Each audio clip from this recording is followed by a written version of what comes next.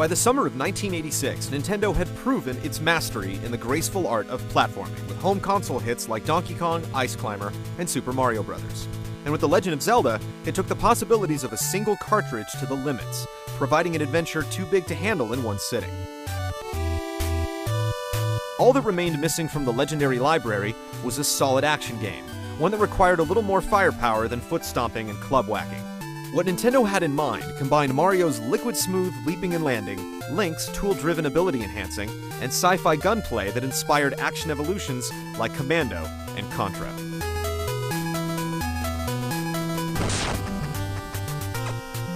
Metroid was hatched for the Famicom Disk System on August 6, 1986, and then on the Nintendo Entertainment System 1 year later. The scrolling shooter was produced by Gunpei Yokoi, who had previously produced Donkey Kong, Donkey Kong Jr., and the original Mario Bros. He also contributed heavily to the development of the Game & Watch series, the NES Zapper Gun, and eventually the Game Boy.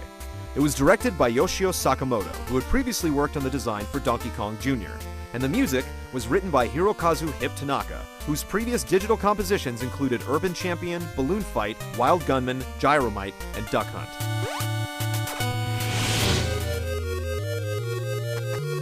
Metroid set itself apart by being a non-linear adventure-based game. Exploration was a crucial part of the experience. To delve deeper into Planet Zeeb's underground chambers, you had to eliminate bosses, discover new weapons, upgrade your armor, and find powerful abilities that permitted access to unreachable, sometimes secret areas, even if that meant going in reverse and moving the screen in an unthinkable direction, left. Although commonplace in games today, backtracking was a new concept in 1986. Search and discovery is still what makes the franchise popular today. The character whose footsteps you were retracing was a bounty hunter named Samus Aran. Commissioned by the Galactic Federation to infiltrate the pirate lair within Zeebs and recover a stolen organism locked inside, Samus was a lone soldier with a protective cybersuit, built-in laser cannon, wicked backflip, and a mysteriously concealed identity. The life force Samus was battling for was stolen from a deserted planet called SR-388. Although the organism was in hibernation, it was rumored that exposure to beta rays would cause it to multiply at an alarming rate. The Chozo, the creatures responsible for farming these parasites, called them Metroids, which meant ultimate warrior in their language. Metroid was one of the first games to successfully impress a feeling of desperation and solitude on the player, a feat not easily accomplished on an 8-bit console. The combination of detailed sprites, original, sometimes obscure map designs, disturbing creatures, and an intimidating, eerie musical score generated an unparalleled ambiance and atmosphere that trapped the viewer in an almost constant state of uneasy claustrophobia. You really felt alone. It's a good thing there were ice beams to keep you company. Wave beams came in handy too, along with energy tanks, screw attacks, various suits, and high jump boots. Following Zelda's lead, Metroid helped pioneer the idea of acquiring tools to strengthen your character and help you progress through the game. Up until that point, most ability-enhancing power-ups like the Power Shot in Gauntlet or the Star in Super Mario Bros. Offered only temporary boosts to your character and weren't required to reach the end. Items in Metroid were permanent fixtures. Missiles were mandatory if you wanted to finish the game, as was a peculiar method of travel new to the NES. Somehow, Samus could collapse that spacesuit into a metal sphere and roll around, eventually gaining the ability to drop bombs in the form as well. The Morph Ball slammed an undeniable stamp of coolness on the whole experience, and the franchise, that still exists today. Surviving through the space station to its innermost secrets brought you to the mastermind, Mother Brain. Her battle was definitely a challenge, but the real surprise was afterwards. Instead of flashing a victory screen and scrolling the credits, you had a short amount of time to escape the facility to safety. A twist few saw coming. If you managed to make it out, you were given an end screen based on the time it took you to get there. Metroid was one of the first games to contain multiple endings, 5 in total. The 3rd, 4th, and 5th endings all revealed something shocking. Samus popped off her biosuit's secure helmet, and the character underneath wasn't a man, or a robot, or a cyborg, but a woman. At a time when female video game characters were forced into the role of dutiful queen or kidnapped princess, Samus blew this norm to pieces, missile blasting the genre open for other heroines like Chun-Li and Lara Croft to play with the big boys. Contrary to internet clamor, Samus does not expose her birthday suit if you kill Mother Brain in less than 10 minutes. But you can play as Samus without her cyber suit if you're good enough. The multiple endings to Metroid enticed players to race through the game as fast as possible, a video game art form now commonly known as speedrunning. A game requiring such a massive amount of exploration needed a way to continue your progress, so Metroid utilized a password system that was still new to the industry. Writing the code down and punching it back in was a bit of a hassle, but it was much better than starting the game over from the very beginning. The Famicom disk system had a disk to save data on, so Metroid in Japan allowed 3 save slots, just like The Legend of Zelda did in North America. Unfortunately, the use of an internal battery to manage the files wasn't fully realized in time for the international release. But that didn't stop fans from digging up their own custom codes, including one hard-coded into Metroid that granted infinite ammo, health, all power-ups, and a slightly cooler ice beam. Metroid brought explosive action to the NES and a newfound respect for female protagonists to new heights. It stood by itself on the console, but it started a beloved franchise spanning 9 games that have collectively sold over 13 million units.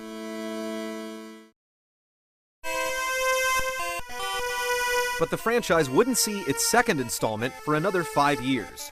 Zelda told its Chapter 2 in 1987, and Mario got a pseudo-sequel in 1988. But no other 8-bit Metroid was released during the life cycle of the NES or Famicom. This was partly because 3 years after Metroid, gamers got their hands on the bulky but brilliant Game Boy. Eager to develop exclusive titles for the handheld, Nintendo commissioned the R&D 1 team to strip Samus down to black and white.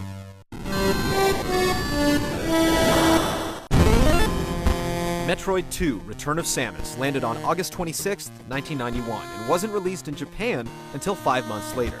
Despite it being the second release in the franchise, Metroid 2 is the 6th installment in the story thus far. The game was developed by Intelligent Systems, the first and only Metroid the company made. Yokoi produced, and it was co-directed by Hiroji Kiyotake and Hiroyuki Kimura. Much like James Cameron's Aliens, Return of Samus sends the space hunter back to the planet that started it all, SR-388.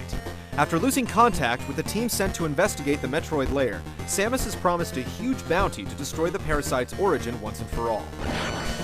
Deep within a live volcano, Samus finds Chozo ruins, free-roaming Metroids, and strange links to her past. Metroid 2 played much like it did on the console, in that shooting, platform jumping, and exploration define the gameplay. It even controlled a little easier, with Samus gaining the ability to crouch and fire, as well as jump and shoot straight down. However, the revolutionary advancement model that blew up the original game was a bit more limiting on the Game Boy. Progression was based on the eradication of Metroids. In the lower right corner of the screen was a counter indicating how many of the life-sucking flying jellyfish were left. Defeating all of them in a particular area caused an earthquake that lowered the lava level, opening up a new section of the world full of more Metroids to destroy and more lava to do away with. You were still hunting for energy tanks and add-ons, but you were confined to one segment of the world at a time. But there were still new abilities to be found, the most invaluable involving Samus dunking herself in rubber cement, giving her the Spider Ball ability. This allowed Samus to crawl up any wall and ceiling when morphed, offering a new efficient method of treasure seeking. The Spider Ball and the Space Jump, which allowed Samus to flip continuously in the air, returned in later installments, along with the Spring Ball, which let Samus' morph shape bounce off the ground. The Arm Cannon also got an upgrade, adding Spazer and Plasma Beams to the mix. The black and white color template definitely limited the level of detail the designers could lay out in each area, but it also led to some interesting permanent changes to Samus' gear. Without color, there was no way you could visibly register the swap between the normal suit and the Various suit, so the updated gear gained round metal shoulders, and they've stuck ever since. Despite the Metroid 2 cartridge being about 6 times as small as its predecessor, you could now save your game for the first time in the franchise. Scattered throughout the Forgotten Corridors were portals Samus could stand on and preserve her progress. These popped up in every game following, eventually becoming energy recovery units. As you dug deeper into the Metroid Hive, you discovered an ecosystem that's exclusive to the Game Boy release. Metroid 2 is the only game in the series to show every stage of the Metroid's 6 development cycles, outside of the one introduced in the first game: Alpha, Gamma, Zeta, Omega, and Queen. The more developed the organism, the stronger their attacks become, which hunters took notice of as they worked their way up the evolutionary ladder. This led to a frantic confrontation with the Queen Metroid, but interestingly, no escape run back to Samus' ship. Instead, Samus encountered something her experiences hadn't prepared her for. After reaching the surface, she stumbled upon a newly hatched Metroid that mistook the bounty hunter for its mother. Instead of wasting the last Metroid, Samus spared it and took it aboard. She left for the Ceres space station to return with a live sample, and a strange bond was formed between them.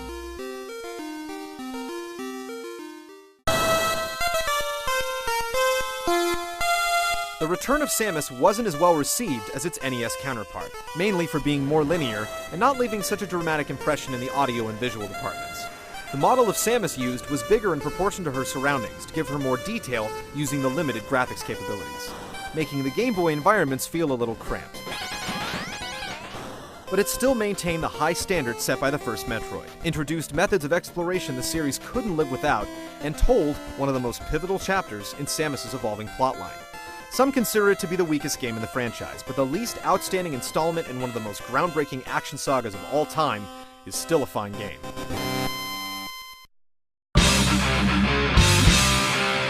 Come back next week for part 2 in our 5-part Metroid Retrospective. As we move onward, so does technology, as the Super Nintendo and Game Boy Advance give birth to the 2 most remarkable installments in the franchise.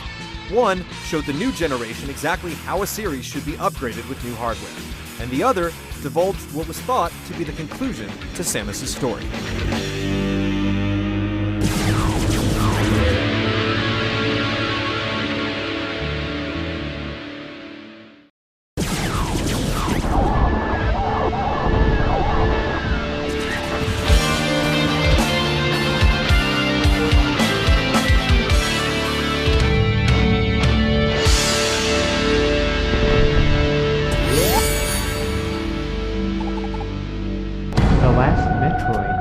Is in captivity. The galaxy is at peace. Metroid fans not only had to wait until Nintendo's next system to play the first console sequel to the original game, the third installment wasn't available until 4 years after the Super Nintendo was released. This was 4 years after Super Mario World and 3 years after A Link to the Past. Samus's next mission would have to really impress to justify its lengthy development period. Thankfully, it did.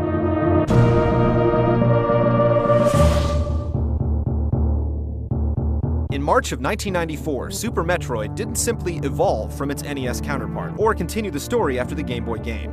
It practically redefined video game achievement. Managed by Gunpei Yokoi, co-directed by Yoshio Sakamoto and Makoto Kano, and developed by R&D1, the same company that started it all in the NES, Super Metroid raised video game standards with its superior graphics, music, play control, design, and challenge.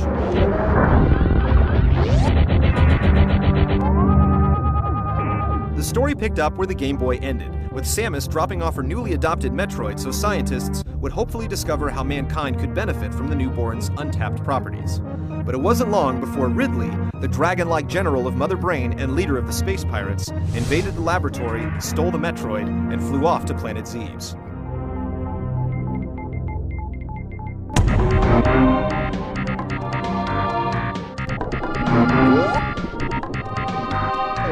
All the familiar elements returned, running, gunning, discovering, and destroying, except everything was better. The first recognizable enhancement was the stark atmosphere. The silent intro and title screen foreshadowed the aura of obscurity and peril surrounding the game. Each of the 6 detailed environments on the enormous Zebes had a life of its own. The lava-filled Norfair with heat-blurring backgrounds was steamy, bright, and hot. Underwater Meridia delivered the opposite mood, brisk, blue, and cool. Every dwelling, like the jungle-infested Brinstar, the ghostly wrecked ship, and the fortress of Mother Brain and Turian, left a lasting impression.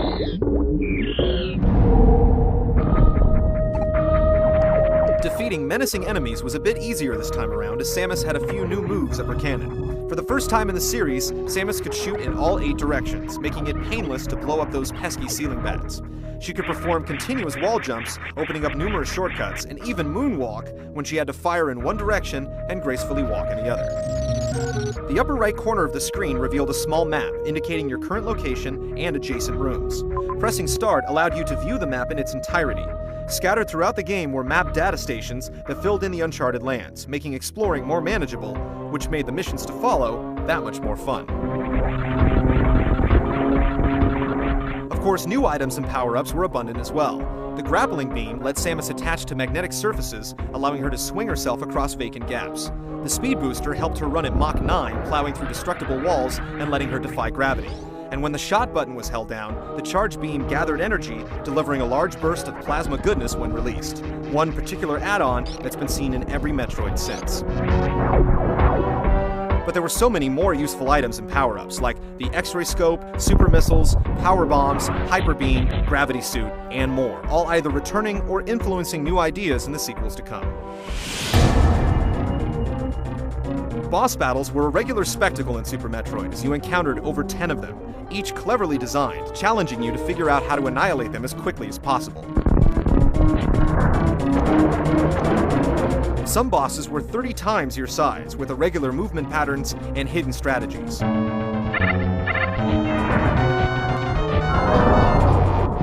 All of them carried the mounting tension to the unforgettable finale.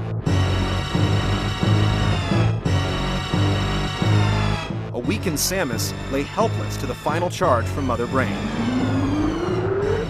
when out of nowhere,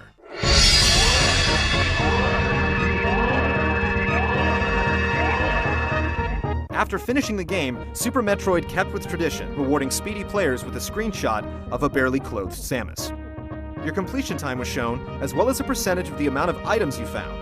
This small addition tempted players even more, daring them to not only finish the game with every item, but to do it as fast as possible.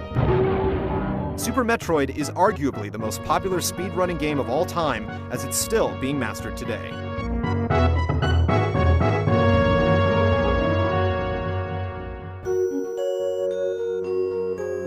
Super Metroid is easily considered not only the best Metroid in the series, but the greatest 2D side-scrolling adventure ever.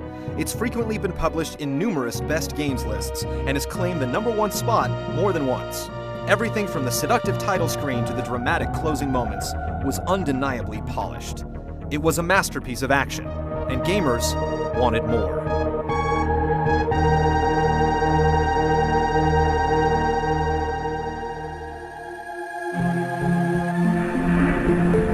But more didn't happen for quite some time. Fans grew confused that the bounty hunter completely bypassed the Nintendo 64.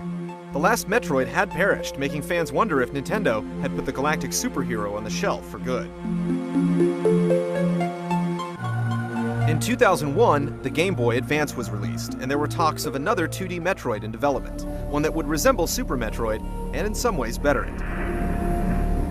The fallout from Metroid 2 didn't guarantee it would be a smash hit, but at that point, gamers were so starved for Samus, they snapped in their AA batteries once more. After 8 lengthy years, Samus finally returned in Metroid Fusion.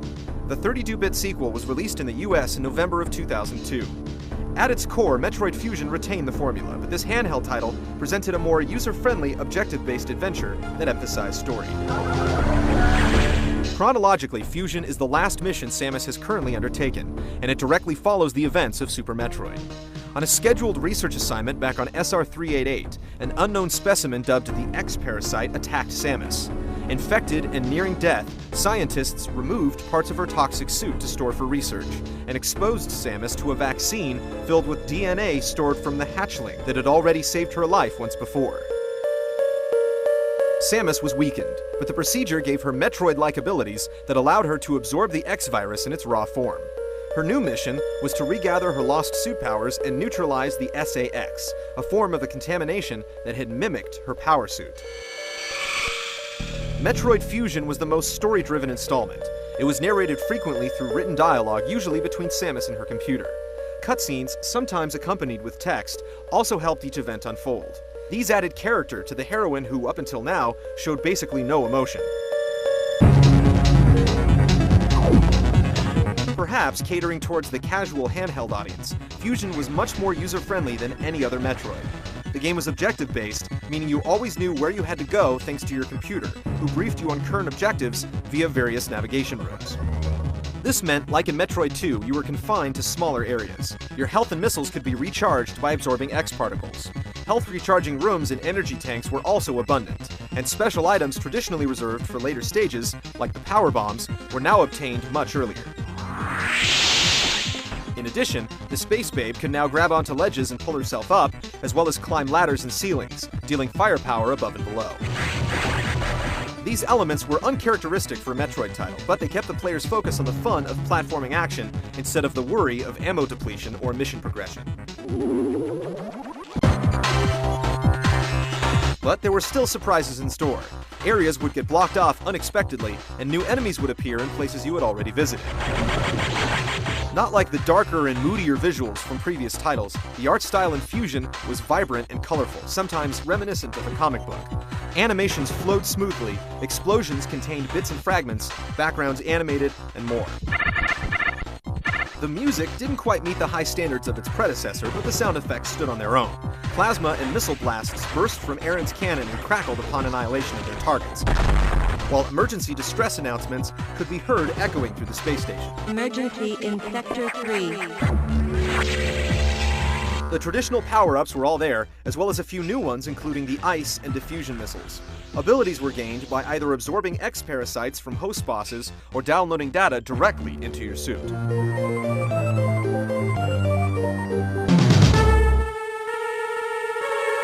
The cat-and-mouse game played by SAS led Samus on a traditional Metroid adventure. Boss battles were tricky, yet plentiful, but always rewarded you with the appropriate power-up to continue on with your mission, following its predecessor's basic, yet addicting structure.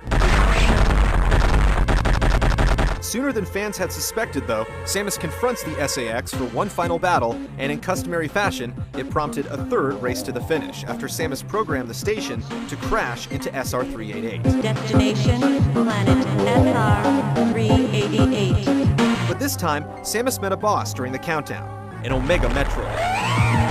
In an attempt to recreate the glory of Super Metroid's finale, the SAX saved Samus from a final blow. Samus absorbed the X, regained her power suit abilities, and the rest is history.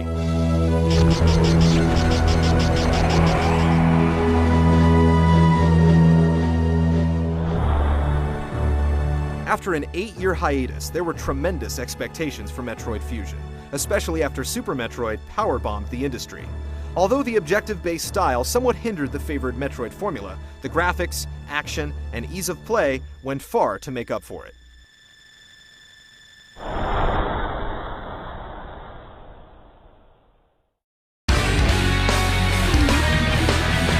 Come back next week for the next upgrade to our 5-part Metroid Retrospective.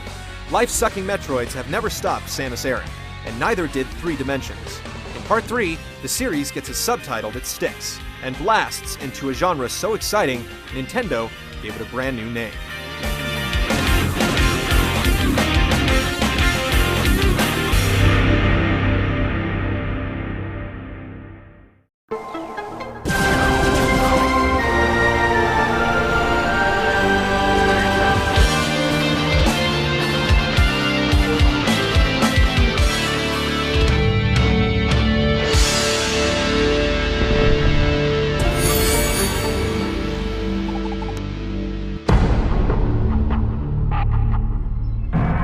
Shigeru Miyamoto was once quoted as saying, "Through the entire Nintendo 64 period, we were thinking of ways to produce a new Metroid title. We couldn't come up with any concrete ideas at that time."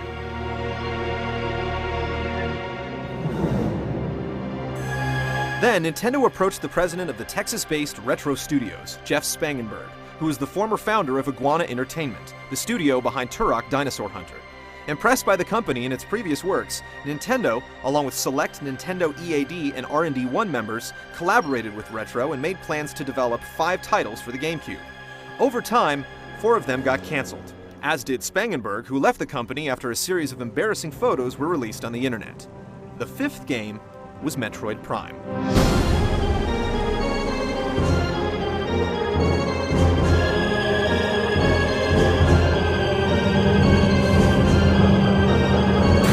Metroid went 3D on November 18, 2002. Chronologically, Prime takes place after Samus's first mission on the NES. Aaron responds to a distress signal from a space station orbiting Talon 4, and quickly discovers that it's a space pirate research facility overrun by escaped specimens. The space pirates have begun a series of biological experiments infusing creatures with a radioactive substance called phazon. The station goes critical, and an explosion causes Samus's suit to malfunction, disabling important gear like the Various Suit and Morph Ball.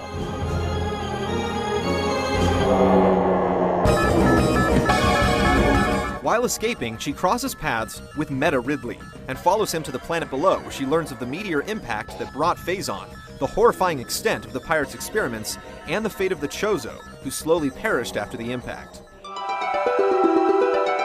Foretelling the return of Samus, the Chozo also left numerous weapons and 12 artifact keys to unseal the source of the Phazon corruption. The player's first mission in 8 years was to stop any Phazon research being done and eradicate the source of it.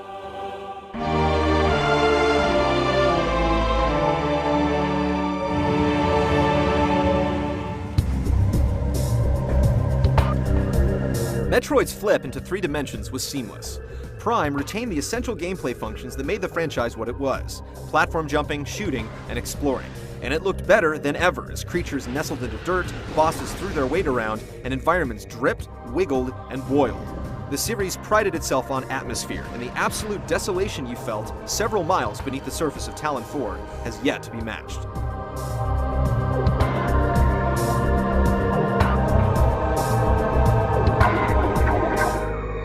Early builds had Samus hunting from a third-person perspective, but Miyamoto assured the developers a first-person view would better fit the power suit.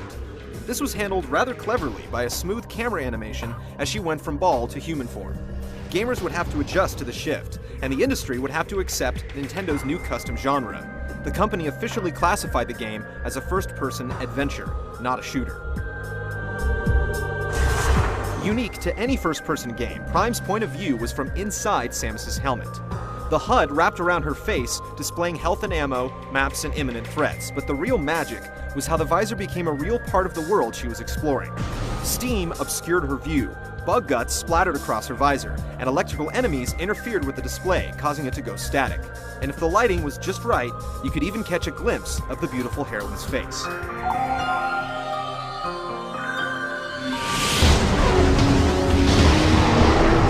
Also new was the ability to lock onto enemies by holding the L button. This fixed her viewpoint on a target, freeing her to strafe, jump, and fire at the same time. Although stationary, manual aiming was also performed by holding the right shoulder button. The simplified control scheme was easier to learn than the dual analog setup customary to most first-person shooters, and it also made traveling surprisingly manageable. There was no corner clinging or wall jumping, but there were still plenty of ways to explore. The scan visor, first hinted at with the X-ray scope in Super Metroid, played a crucial role in Prime. Scanning items, enemies, switches, and more revealed basic or hidden information, opened doors, lowered elevators, etc. The story was told through the data you gathered from your scans, and a logbook collected every record you found. Special visors like the thermal and X-ray models found later in the game let you track enemies and expose secrets that would otherwise be invisible. But on such a gargantuan planet, there were a lot of places to get lost. Thankfully, a never-before-seen hint system offered clues to gamers as to where to go next, and an incredibly detailed 3D map helped them plot their course. Also, items tucked away in each area would make a buzzing noise when you got close to them, letting you know they were close by, but not giving away their exact location. Morphing into Samus's ball form shifted the view into third person, allowing for easier navigation through form-fitting tunnels. The spider ball from Metroid 2 also made a comeback. While it was now limited to magnetic rails, the wall-crawling power-up was just as cool as ever. New to the series was the Boost Ball, which gave a burst of speed to the Space Hunter's morph status, letting her build momentum on half-pipes to reach high places and operate mechanical devices by rotating gears in the ground. Altogether, the various morph ball abilities and the mazes inspired by them provided some of the most distinctive and memorable moments in the game. Short elevator rides and doors that didn't always open right away were used to mask the game's modest load times. This continuous progression made the areas feel more connected, and the entire planet huge and never-ending.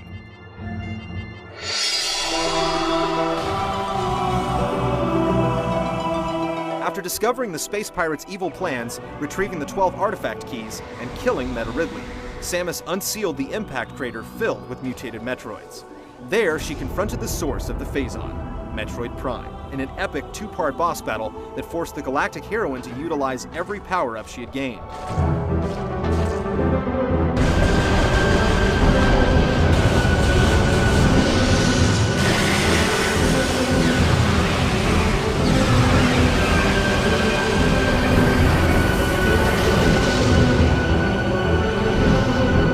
dying, Metroid Prime absorbed the Phazon in Samus's suit, and if you collected all the items, you witnessed it somehow survive.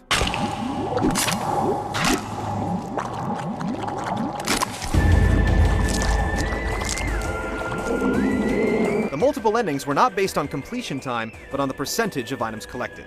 100% revealed the best ending, an extended cutscene featuring a helmetless Samus. No 3D bikini, though. Since it was released simultaneously with Metroid Fusion, players could link the two games together via the Game Boy Advance link cable to unlock special bonuses, including a version of the original Metroid and the ability to play through the GameCube game with the suit from Fusion.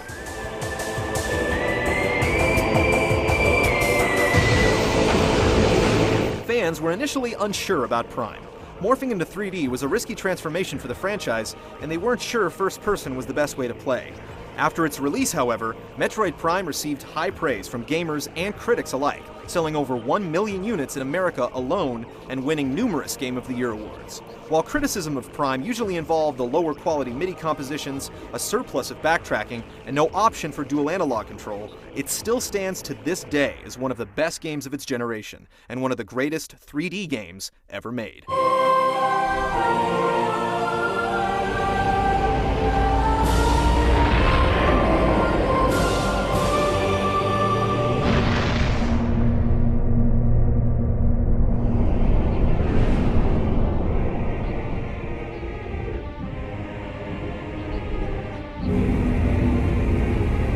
Players soon realized that Prime was not just a subtitle tacked onto Metroid, but the beginning of a trilogy that would cross two platforms and spawn two handheld spin-offs. Retro Studios immediately began work on the sequel, hoping to live up to almost unreachable expectations.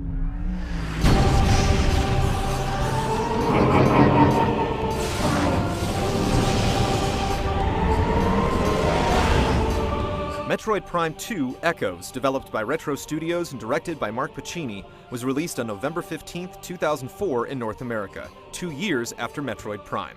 The story follows its precursor chronologically and takes place before Metroid 2 on the Game Boy. With a new light and dark world dynamic, the Metroid universe became sinister, with mind-crushing puzzles, uglier bosses, and vaster lands. And in a first for the franchise, gamers could charge blast each other in split-screen multiplayer.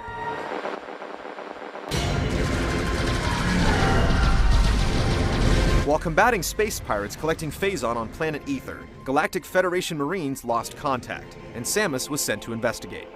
And in a first for the franchise, gamers could charge blast each other in split-screen multiplayer. Metroid Prime 2 Echoes, developed by Retro Studios and directed by Mark Pacini, was released on November 15, 2004 in North America, 2 years after Metroid Prime. The story follows its precursor chronologically and takes place before Metroid 2 on the Game Boy. With a new light and dark world dynamic,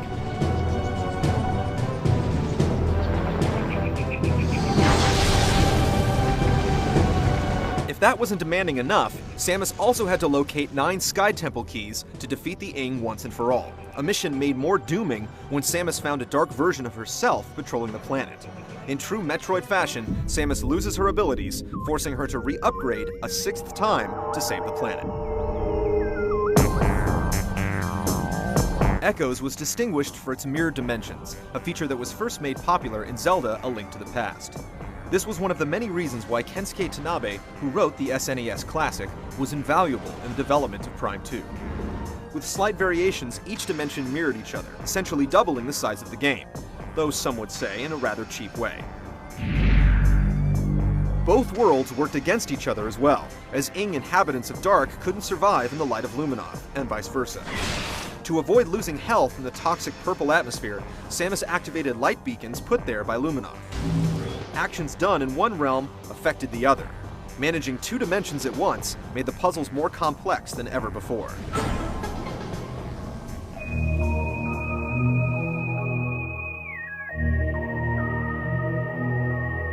Graphics, following an already stellar presentation in Prime 1, were arguably the finest in the series. Maps, puzzles, enemies, and boss battles were deviously devised and had you exploiting your batch of abilities even more so than in the first Prime, especially the Morph Ball and its various functions. Combined with the gorgeous locales from the soaked wetlands of the Torvus Bog with destructible vegetation to the futuristic cybernetic sanctuary fortress, Planet Ether felt more genuine than any other planet Samus previously stepped boot on.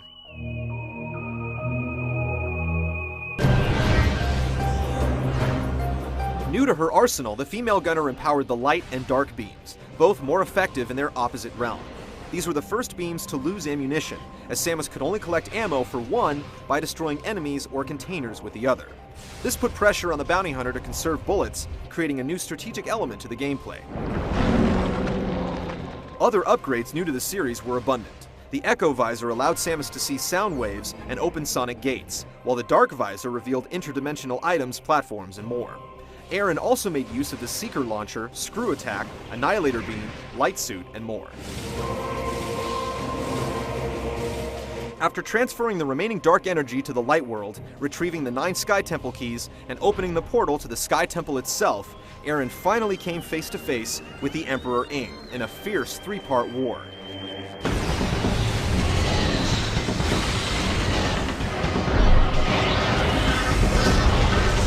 Defeating it put the dark side of the planet in critical condition, leaving you with 8 minutes to escape. An easy feat, if only Dark Samus minded her own business.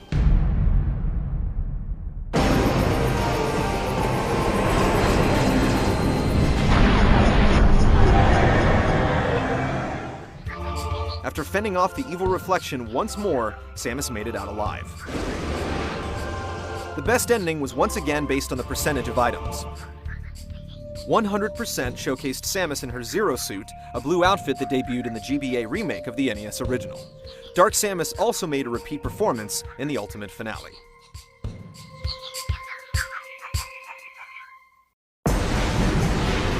Echo's most notable first for the franchise was multiplayer.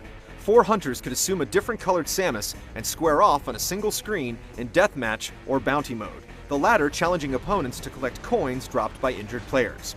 All the control from the single player was intact, and Morph Ball boosting disabled any auto-lock targeting. Adding space pirates collecting Phazon on the planet Ether, Galactic Federation Marines lost contact, and Samus was sent into investment.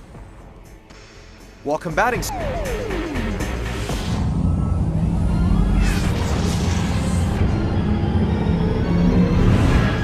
the dark side of Echo's feedback usually involved the further lack of dual analog control and an even deeper level of backtracking thanks to the dual dimensions and the puzzles they supplied. Multiplayer didn't exactly hurt the game, but most agreed it was a throwaway that didn't warrant repeated play. Some also thought the quest for the 9 Sky Temple keys lasted too long. But fans wanting more of what the original Prime offered got exactly that, and little else.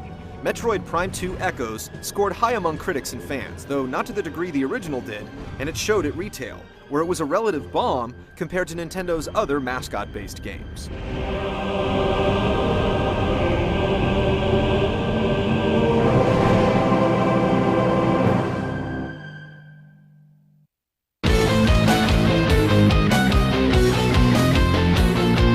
Come back for more Prime Time next week in Part 4 of our 5-part Metroid Retrospective.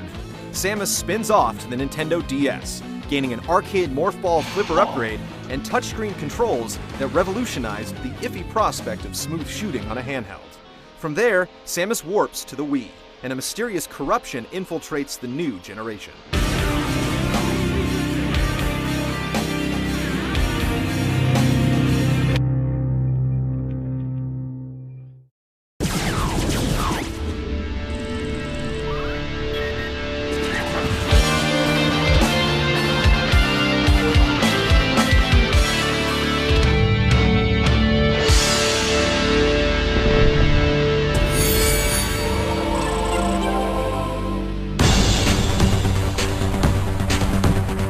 In January 2004, Nintendo announced it was developing the Nintendo DS, a portable device featuring 2 displays. Specific details, including its distinctive touchscreen, were kept under wraps, and little did gamers know that 2 Metroid titles were setting their coordinates for the handheld. At E3 2004, Nintendo unveiled a demo showcasing Samus in 3D for the first time on a handheld. Only this time, instead of locking onto bug-like aliens in a single-player adventure, 4 players took control of Samus in deathmatch battles, frantically tapping the screen to blast each other with plasma cannons. This strenuous and short-lived control scheme was swapped with a much more appealing shoulder button option when a demo titled Metroid Prime Hunter's First Hunt was released as a pack-in for the launch of the DS in November. Strangely, the game hinted at space pirates and featured Metroids, but neither one of them would be seen in the final version. The demo was a teasing taste, and Metroid maniacs were stuck playing it for over a year because of delays while Nintendo overhauled the game to support online play.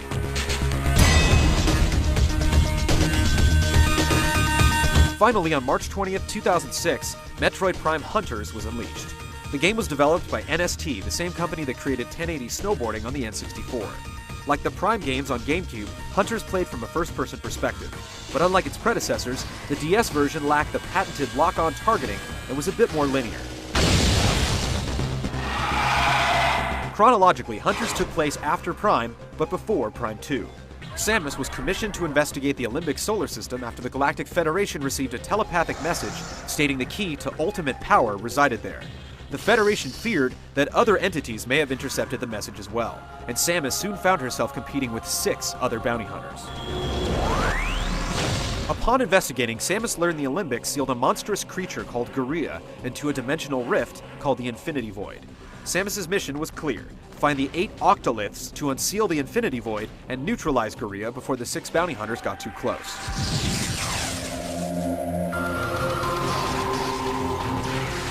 Hunters shared the same first-person perspective as other Prime games, but you were given more freedom of movement. Players used the control pad to walk and aimed by sliding the stylus across the bottom screen. The lower screen also provided buttons to change weapons, flip on the scan visor, or roll into morph ball form, all of which were accessed by simply touching the appropriate icon.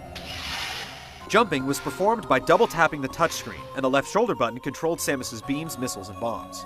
Once players got a grip on the DS, the new setup felt almost as smooth as using a mouse and a keyboard, which in turn made combat that much more challenging since precision became mandatory without lock-on capabilities. With the solitude each Metroid title delivered, it was easy to assume Samus was the only bounty hunter in the galaxy, but frequently throughout Hunters, Aaron encountered the 6 bounty brethren that were racing through the same mission she was. Eventually, Samus found 6 weapons that directly correspond to each rival, which ranged from the electrical flicker of the shock coil to the dead-eye sniper of the Imperialist. Each weapon shared universal ammo and sometimes came in handy during sticky situations. Progression in Hunters demanded less exploring and puzzle solving, leaving a more combat-based adventure. For the first time, Samus piloted her ship to 4 different locations in the system, from a snowy planet to a cybernetic space station, returning to each area at least once before the final battle. Although weapon finding was still necessary, there were no mobility upgrades like the space jump or spider ball, and Samus started the game with many of her tools intact, including the morph ball and bombs, missiles, the boost ball, and the charge beam.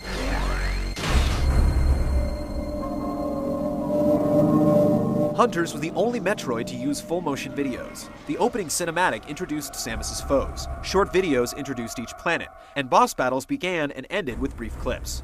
The videos, at times stretched across both screens, boosted the game's presentation and made the game feel remarkably dramatic for a handheld outing.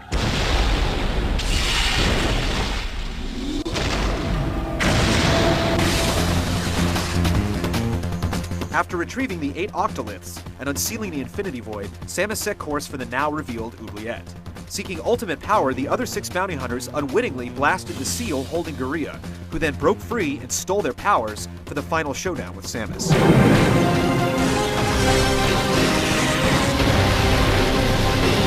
The best ending wasn't awarded to players with the fastest time or the most items.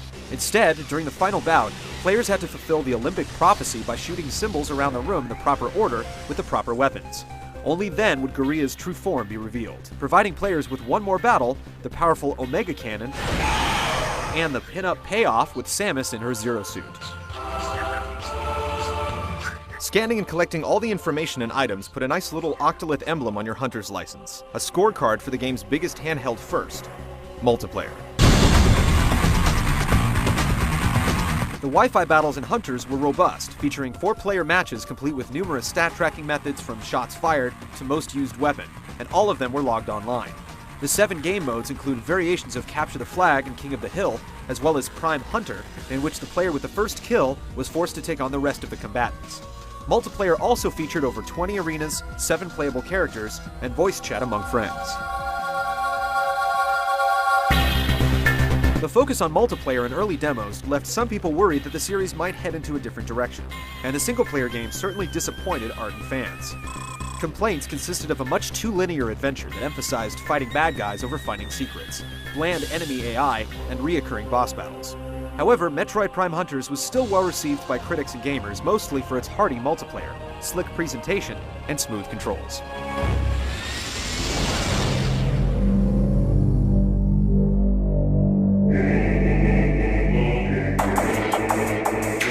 Hunters would keep the dual screens of Metroid fans charging for a while, but it wasn't Samus's only release on the handheld. Rolling into stores a few months earlier was a brand new take on the franchise, a spin-off, so to speak. Gone was exploration, save functions, and lock-on targeting. In were flipper paddles, high scores, and extra balls.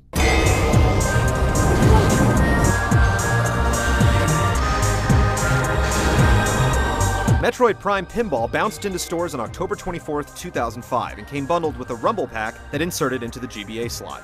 It was developed by Fuse Games, mostly known for Mario Pinball Land, which was released for the Game Boy Advance the year before. Although not the action-adventure Metroid fans were accustomed to, Prime Pinball brought more to the table than your ordinary pinball machine, featuring boss battles, plasma shooting, weapon upgrades, and more. There was no specific storyline in Pinball, although the events in the game were based on Prime for the GameCube.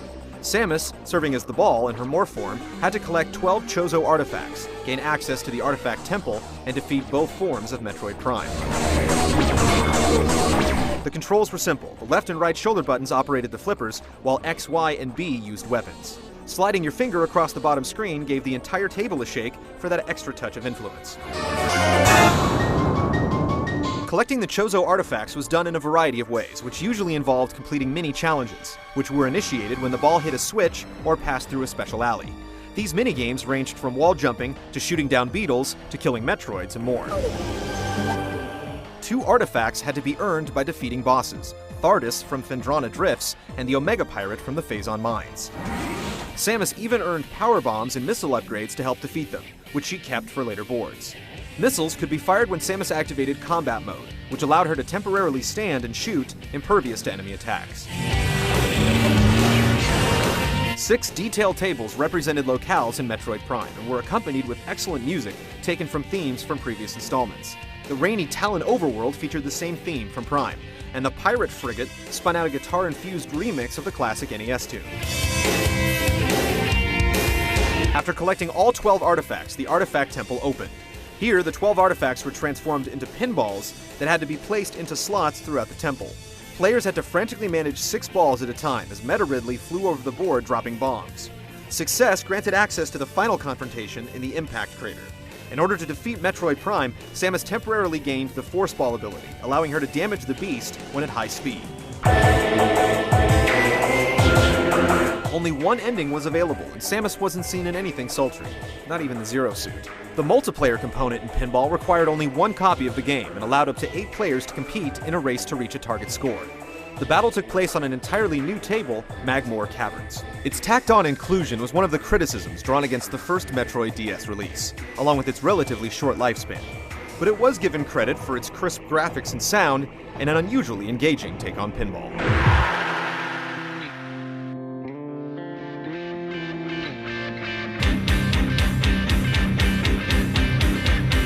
Nintendo first revealed its latest home console, then known as the Revolution, at E3 2005.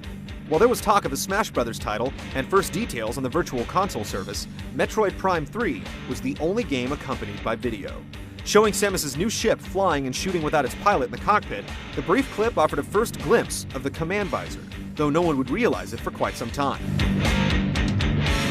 A year, the unveiling of the revolutionary motion sensing controller, and a controversial name later, players finally got their hands on Metroid Prime 3 at E3 2006. The demo allowed for free aiming with the remote, with movement handled by the analog stick on the nunchuck. Interactive locks had players twisting their arms in tandem with action on screen, and a new use of the grapple beam let Samus rip shields from doors and enemies. A mysterious character lent assistance midway, and those lucky enough to reach the mission's end faced off against Meta Ridley in a close-quarters free-fall battle inspired by Lord of the Rings. While the control system had to be perfected, the demo impressed, and gamers began eagerly awaiting the final game, scheduled to launch alongside the Wii. Once again, Metroid fans were told to wait, first until early 2007 and then until late summer, as Retro Studios worked to refine the game. Finally, the closing chapter in the Phase-On storyline would be told when Metroid Prime 3 Corruption shipped on August 28, 2007. The catastrophes on Talon 4 and Ether were significant, but now Samus had to contend with a whole group of planets that had been affected by Phase-On. On top of that, Samus herself had been corrupted by the glowing blue substance, giving her the ability to temporarily enter hyper mode at the price of her health. Retro had listened closely to feedback on the previous two games and added a number of additions and refinements to Prime 3. There was a greater emphasis on story as Samus interacted with the Galactic Federation and other bounty hunters. Players would no longer need to constantly switch beams since weapons stacked like in Super Metroid. The X-ray visor returned to be used in conjunction with a certain wall-piercing beam. Samus could now use the command visor to direct her ship to land airstrikes, lift objects, or create a makeshift platform. For most of 2007, Nintendo remained relatively quiet about Corruption, until early August when it released a channel for the game and placed the classic Metroid titles on the Virtual Console for download. Join us next week as we look back at the saga of Samus, from start to finish, and end our 5-part Metroid retrospective. We'll begin with a look at the 2004 Game Boy Advance retelling of the original NES action innovator, Zero Mission. Its fresh take on the franchise set in motion a story that spans video games, comics, melees, brawls, and possibly the silver screen.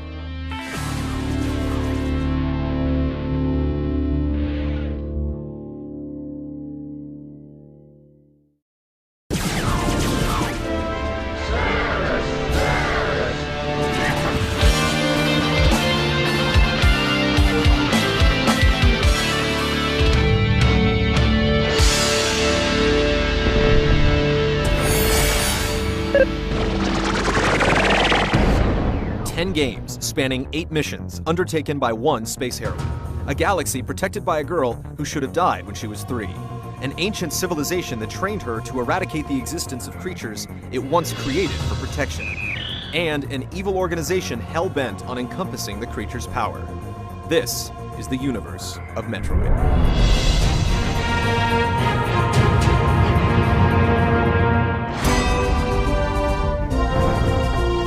Metroid Zero Mission was released for the Game Boy Advance on February 9, 2004. It was developed by Nintendo R&D 1, the originators of Metroid, and directed by Yoshio Sakamoto, who had a hand in every Metroid game except Return of Samus, Hunters, and Pinball. Retelling the events of the original NES title, Zero Mission was more robust, featuring a larger map, peeks into the Hunter's past, and new scenarios beyond the showdown with Mother Brain. Many of the locales looked similar to their 8-bit counterparts, and items were roughly in the same locations. But the differences between the two outweighed the similarities. A number of items from later games were carried over to the remake, such as the Plasma Beam, Space Jump, Super Missiles, and Power Bombs.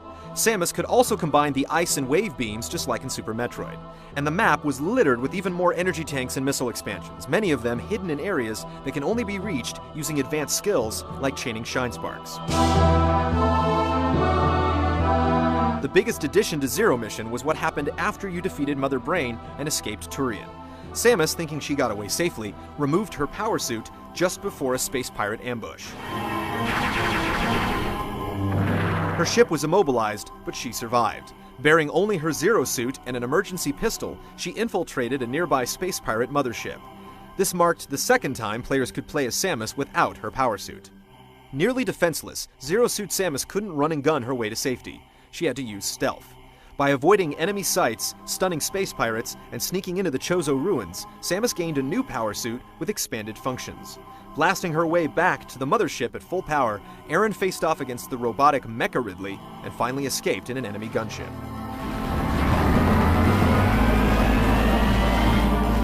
Completing the game unlocked a variety of features including hard mode, map-by-map item checklists, and the complete NES version of Metroid.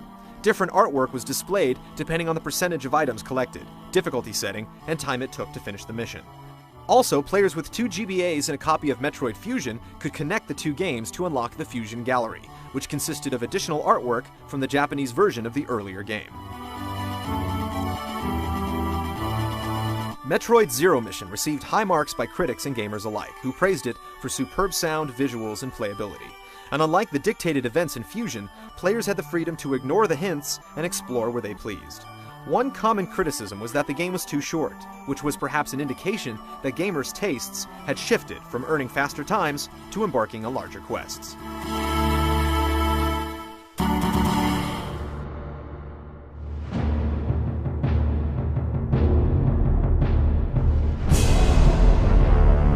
While Zero Mission retold the first chapter of the franchise, it certainly was not the beginning of Samus Aran. What little information that's known of the Space Hunter's upbringing can be gathered from various sources, including Metroid Prime's instruction booklet and the Metroid manga, a comic now available online. When she was a child, Samus and her family lived at planetary colony K2L. Her father specialized in the mining of afluorotite, an energy source pivotal to the Galactic Federation. In the year 2000 of the cosmic calendar, the Federation was created by representatives from many races in the galaxy in an effort to create a safer and more secure space for all. Important negotiations amongst the planets were done through a single Federation starship, which was fueled by energy-rich afluorotite. Space pirates, led by Ridley, raided ships and planets in their attempt to maintain power and become the most dominant species in the galaxy. While following the Chozo across the stars, Ridley discovered the location of the mines on K2L and ordered his brigade to steal the valuable fuel. Samus was 3 when the invasion took place.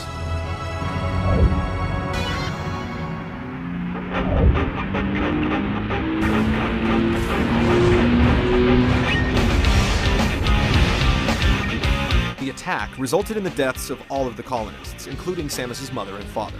Miraculously, the little girl lived and was found by the Chozo, a wise and ancient bird-like race. The Chozo raised Samus on Z's, infusing her with their DNA so she could survive the harsh environment. As she grew, the Elders developed her power suit and trained her as a warrior, eventually sending the Hunter out to protect the galaxy.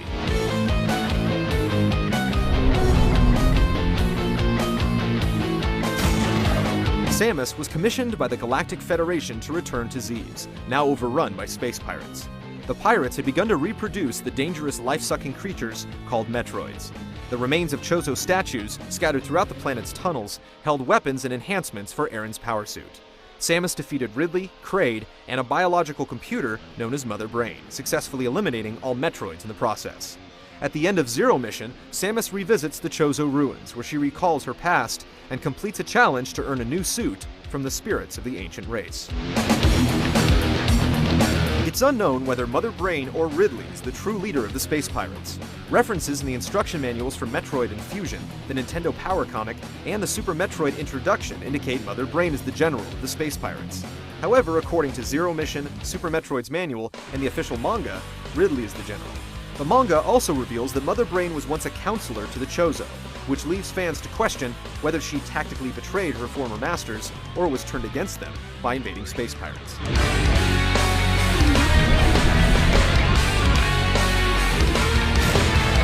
Aran received a distress signal to travel to Talon 4 and stop space pirates from utilizing phazon, a substance that corrupted the planet after a meteor struck it.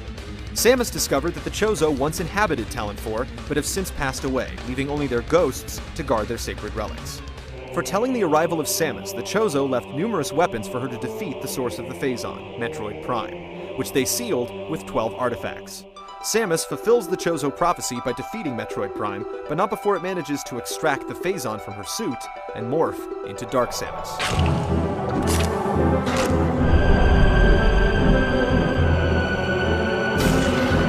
After the Galactic Federation received a strange telepathic message referring to an ultimate power located in the Limbic Cluster, Samus was ordered to investigate. The 6 bounty hunters that followed her had separate reasons for acquiring this seductive power, and 2 of them had vendettas against Aran. In particular, Weevil was once a space pirate general who was wounded and turned into a cyborg after an epic battle with Samus. Samus confronted and defeated Guria, the beast that originated the telepathic message, as an attempt to free itself. The ultimate power turned out to be the Omega Cannon, the same weapon Samus used to destroy Guria. Samus left the Limbic Cluster empty-handed, but alive.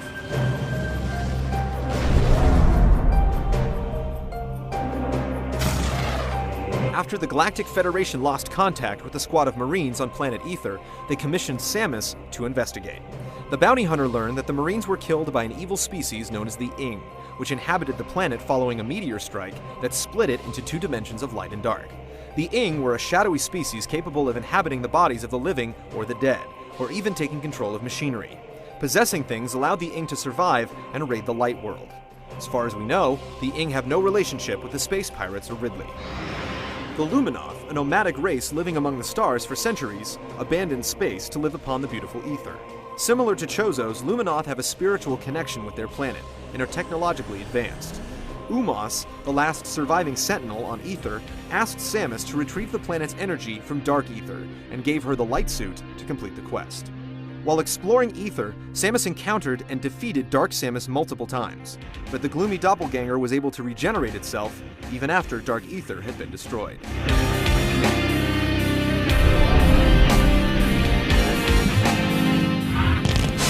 The Galactic Federation then requested Aaron to investigate a series of malfunctioning computers known as the Aurora units. In Metroid Prime 3 Corruption, space pirates infected the Federation's Aurora units with a virus, and Samus became corrupted by Phazon. It was her duty to somehow repair the units and discover the ramifications of her corruption.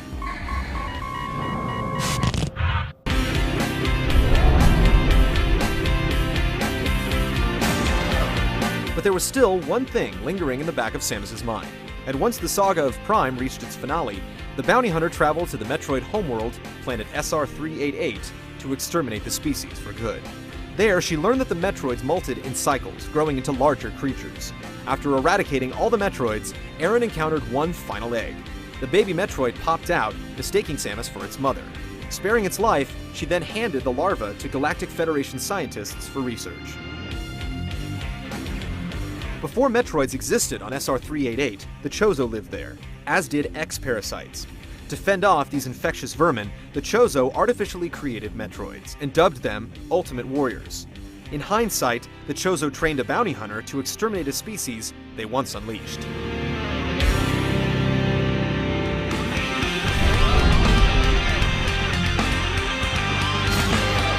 Soon after she left the Metroid hatchling with the researchers at Sarah's space colony, Samus received a distress signal.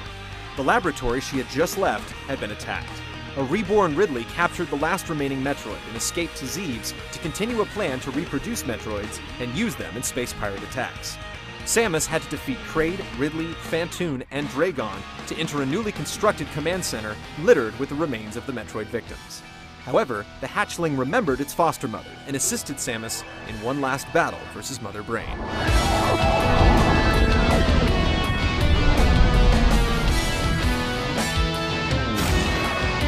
In the events leading to Metroid Fusion, Samus returned to planet SR388 to escort researchers studying the fauna of the now Metroid-free planet. Aaron was suddenly attacked and infected by the X-parasite, but was miraculously cured by a Metroid vaccine created from the same hatchling that saved her life in the previous mission. The X-parasite spread throughout the biologic space laboratories, mimicking the life forms it infected, including surgically removed sections of Aaron's power suit. Samus, with the help of her computer Adam, altered the trajectory of the station so that it would crash into SR388, killing the X-parasites both on the station and the planet below. Metroid Fusion introduced players to Adam Malkovich, who was Aaron's commanding officer on a previous mission. Reminded of Adam by the computer instructing her, she frequently recounts his personality and leadership. Little is known about this operation, but Samus has a profound respect for Adam as he sacrificed himself to save her life. In the aftermath of Fusion, Samus learned that the Federation routinely uploaded the minds of great leaders to computer systems, and her ship's computer actually contained Malkovich's memories. As the laboratory spaceship struck the surface of SR388, the story of Samus stopped. Aside from the DNA left in her blood, there were no traces of Metroids left in the galaxy.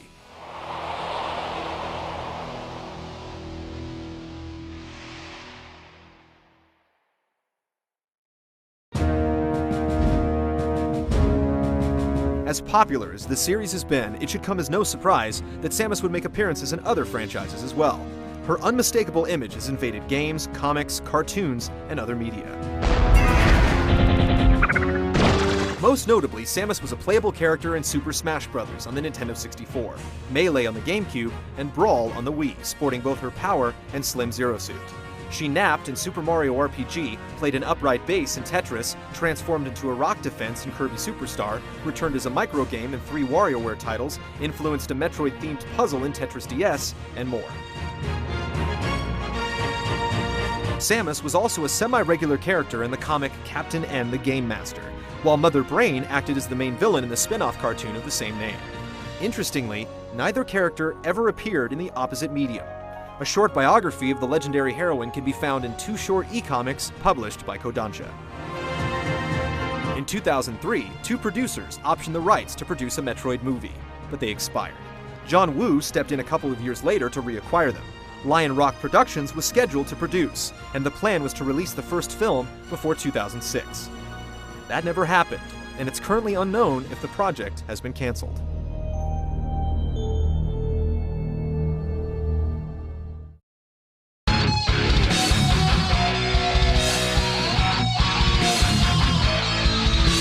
The solar system of Samus Aran is as expansive as it is popular, with a plethora of battle scars and buried secrets. The alien galaxy meticulously crafted by Nintendo Imagineers has hosted 10 games, selling over 13 million units worldwide, and the numbers are steadily growing. Rest assured, whenever a mission is hatched that's too deadly for Marines to undertake, too dangerous for the Galactic Federation to ignore, and too tempting for space pirates to avoid, a fearless hunter awaits, primed to defend the universe.